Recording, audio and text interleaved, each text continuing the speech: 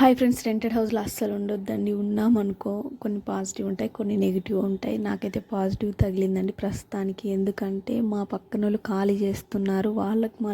మాకు బాండింగ్ చాలా బాగుంది. అంటే బాండింగ్ అంటే మేము బయట తిరిగే వాళ్ళం కాదు, అటు ఇటు తిరిగే వాళ్ళం కాదు, మార్కెట్కి షాపింగ్స్ ఇలా మేము ఇద్దరం తిరిగే వాళ్ళం కానీ పిల్లలకి బాగా కలిసి ఆడుకునే వాళ్ళండి. వాళ్ళు వెళ్తుంటే మస్తు బాధ అనిపించింది నాకు. మా పిల్లోని ఎత్తుకొని చాలా ఏడ్చేసిందండి ఆమె. నాకు కూడా ఏడ్చేసాను నేను కూడా. ఆమె ఏడ్చుంటే నాకు అస్సలు ఆగలేదు. అంటే మళ్ళీ కలుసుకోము కదా అని మస్తు బాధ అనిపించిందండి. ఈ రెంటెడ్ హౌస్లో ఉంటే ఇదే బాధ.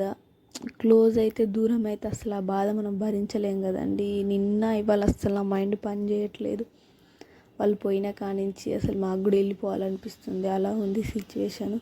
మీకు కూడా ఇలానే అనిపిస్తుందా లేదా? రెంటెడ్ హౌస్లో ఉండు బెటరా కాదనేది కూడా కామెంట్ చేయండి. నాకైతే మస్తు బాధ అనిపిస్తుంది. ఓకేనా? Bye friends.